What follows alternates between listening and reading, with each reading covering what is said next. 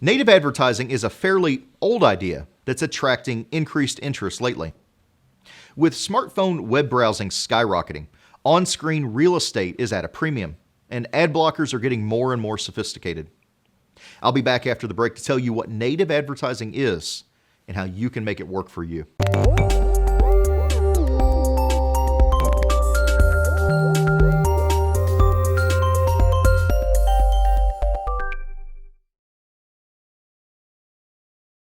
Have you ever heard the expression, everything old is new again?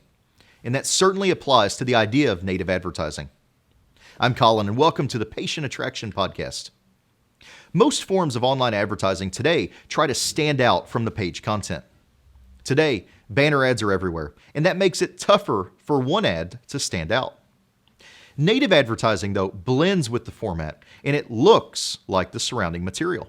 It looks less like an ad and more like just part of the page.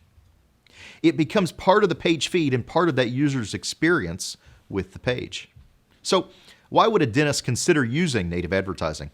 Well, for one thing, one study last year found that 25% more users looked at an in-feed native advertisement than at banner ads. And the study found that native ads increased intent to buy by 18% over banner ads. In the case of dentists, that can help translate to an 18% higher intention to call your office. In the study, people spent 2% more time looking at a native ad than at the surrounding content, which means it caught their attention, and that's a good thing. Another reason to use native ads is, as I mentioned, smartphone browsing is growing tremendously, exponentially. In fact, phone browsing exceeded fixed browsers in 2014, and the gap continues to widen. Now, obviously, set-off paid placement ads can take up a lot of room on small screens.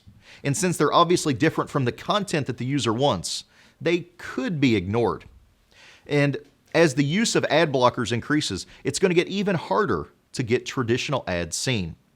But native ads works around that, and it blends in with the user's experience.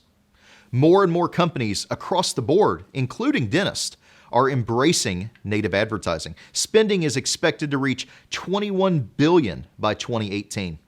So suffice to say, native advertising is here to stay. But it's not intended to replace banners or other forms, because the goal of using banner ads is to encourage clicking on the ad and taking action. Native advertising has broader, longer-term goals. In fact, some native advertising may not even have a call to action.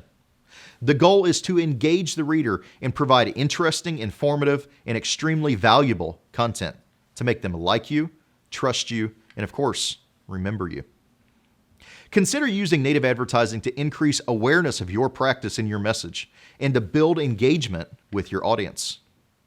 If you're ready to discover what my clients know about native advertising that you might not, schedule a patient attraction blueprint session with me. Now, these are free to only serious dentists who want to see what a patient attraction system that can double your practice looks like. For more information, go to patientattractionblueprint.com. In tomorrow's podcast, I'll cover the different ways you can use native advertising in your marketing program. Until then, keep moving forward.